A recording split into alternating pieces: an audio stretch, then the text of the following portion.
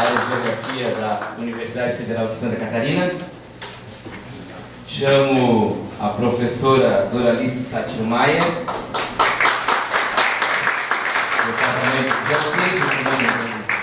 da Universidade Federal da Paraíba, da área de Geografia também, e o professor Júlio César Suzuki, do Departamento de Geografia da Universidade de São Paulo.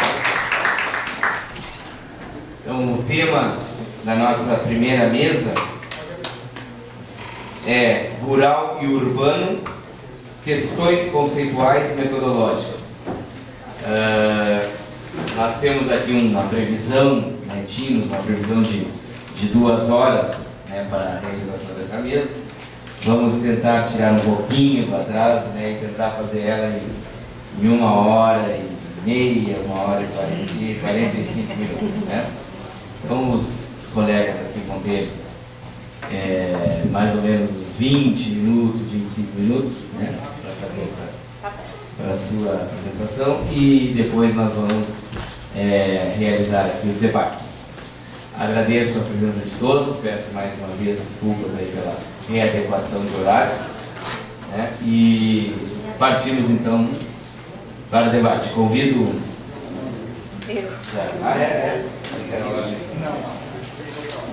Então, pela ordem, vai começar a falar então nosso colega, professor do Departamento de Geografia da USP, Júlio Suzuki. Bom dia a todos.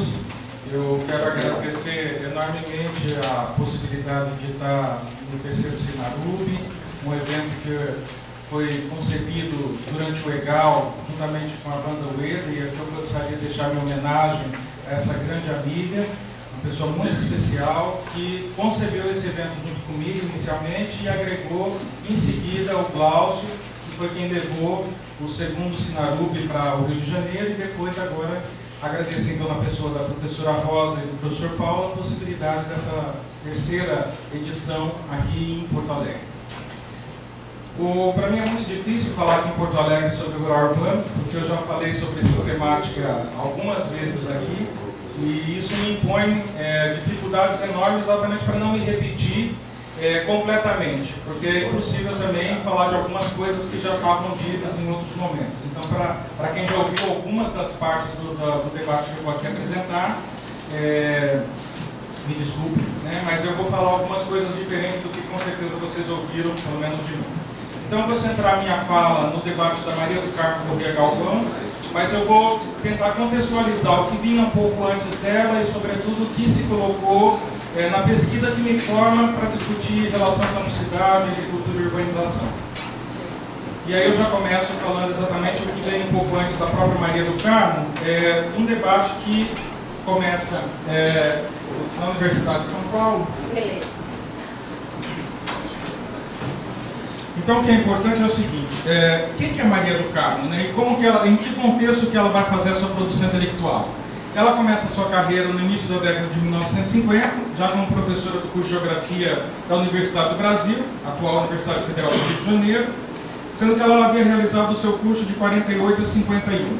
E aí vocês lembram que esse é exatamente um período ainda de institucionalização da geografia brasileira, e aí é importante a gente dizer que institucionalização que é essa?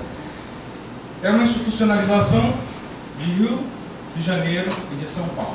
É uma institucionalização ainda que está começando a acontecer. E a ideia da institucionalização da geografia brasileira, vou falar um pouco mais devagar, senão não vou gaguejar, não vou nem falar.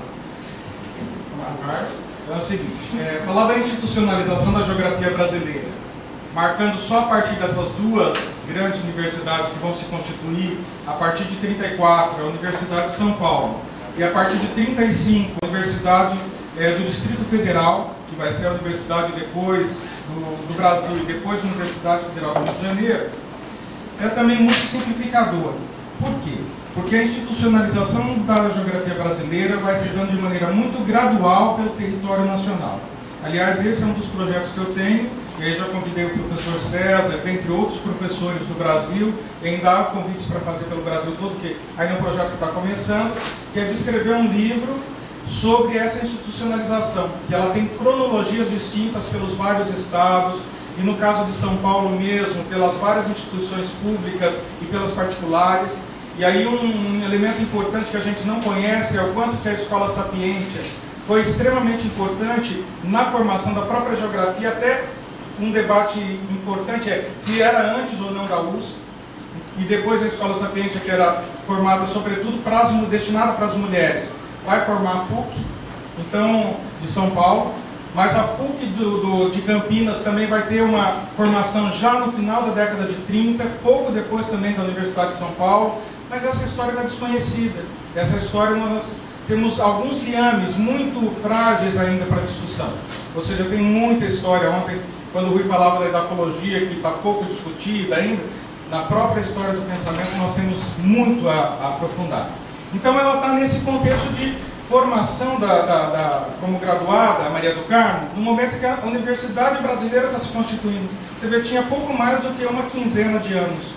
Tanto a Universidade de São Paulo como a Universidade do Distrito Federal, depois a Universidade do Brasil e depois a Universidade Federal do Rio de Janeiro.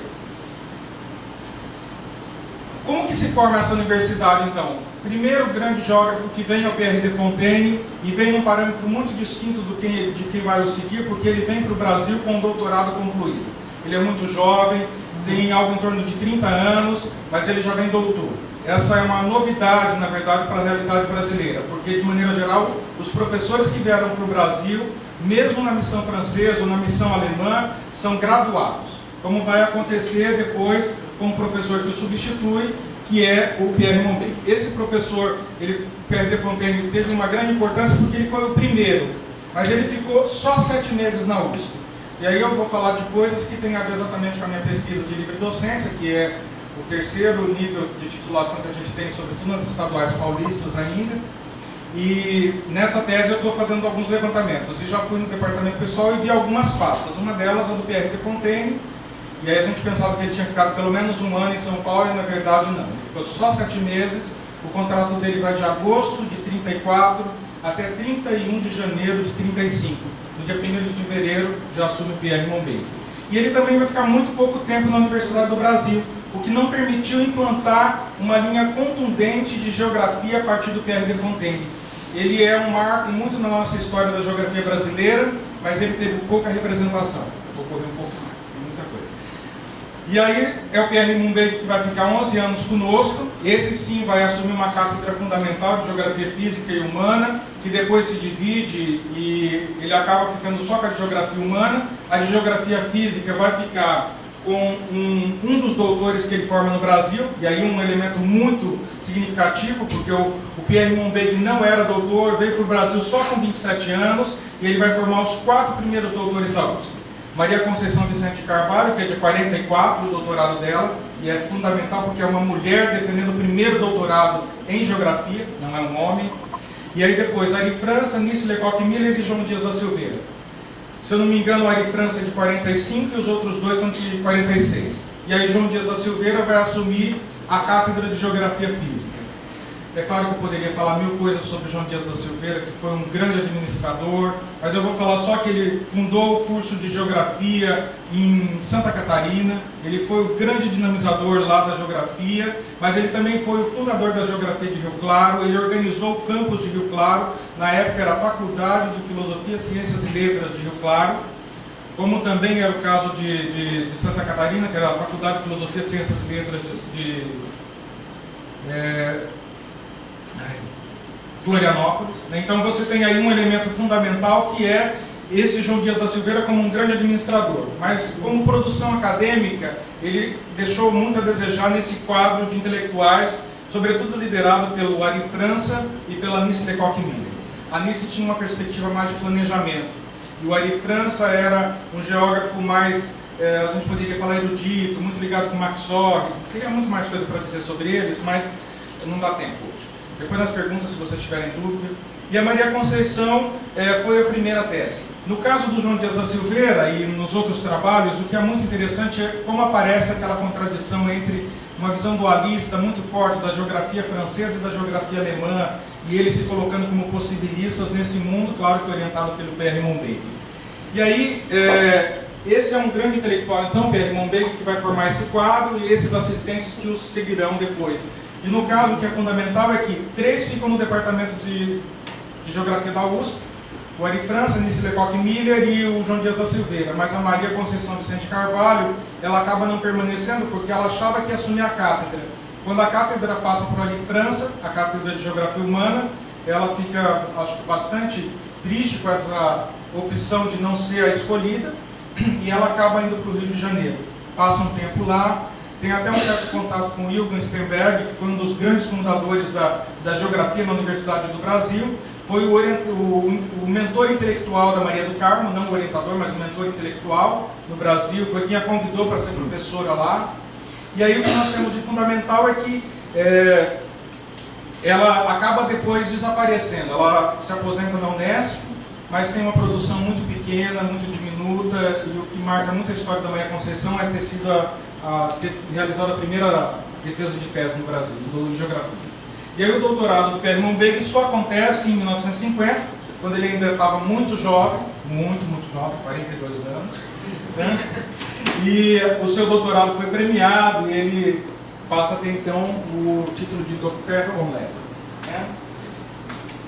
A tese foi publicada depois em 52 e o que é triste é que na versão brasileira só sai em 1985. O Pierre Monbeg, então, nascido em 1908, está muito influenciado pelas perspectivas teóricas e históricas que se colocam para esse início do século XX. E aí ele vai estar muito marcado por uma tradição do positivismo que tinha muita ligação com a história, e era exatamente a perspectiva historicista. E é exatamente por isso que ele vai escrever Pioneiros Planteiros de São Paulo, Pioneiros Fazendeiros de São Paulo, e vai exatamente se preocupar muito com a história como elemento fundante da sua compreensão de mundo, sobretudo da expansão da agricultura cafeeira ao oeste de São Paulo e chegando até o norte do estado do Paraná.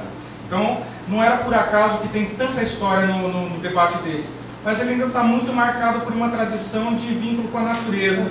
E aí a primeira parte, sobretudo para quem não trabalha com a geografia física, fica até um pouco enfadonho ler e passa aquelas 150 páginas quase de debate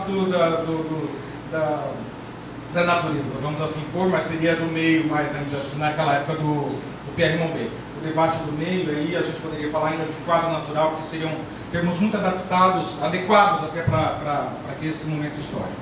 Mas ele estava discutindo essa paisagem, uma paisagem que se altera com uma velocidade imensa, com uma velocidade muito contundente, formando cidades, e aí ele tem uma tríade que é fundamental para entender essa expansão, que é atividade econômica, que aí estava na agricultura, que era a expansão do café, surgimento de aglomerados urbanos, e o outro elemento fundante do seu pensamento é a expansão da rede ferroviária. Então, como esses três elementos se articulam no processo de ocupação do estado de São Paulo e depois do Paraná. Eu queria tanto falar território, mas território não caberia de jeito nenhum para o Pierre Monbeg, né? E aí, o que nós temos é essa tradição que vai se colocar nesse primeiro momento, que é do Pierre Monbeg, mas também do Pierre de Fontaine, muito voltado para o trabalho de campo. E aí tem uma fala muito linda do Pasquale Petroni mostrando o quanto que ele era um grande pesquisador, tanto na sala de aula, mas sobretudo no campo, né? Não vou ler esses textos, não vamos ter tempo agora. E o que nos interessa é que é esse caldo cultural que vai formar esses geógrafos da década de 40, 50 e 60. E ontem o Rui Moreira falando aqui para nós que ele, por mais que tenha sido o Pierre Monbeg um grande geógrafo agrário, discutindo essa expansão do café, ele também foi um precursor da geografia urbana, porque ele vai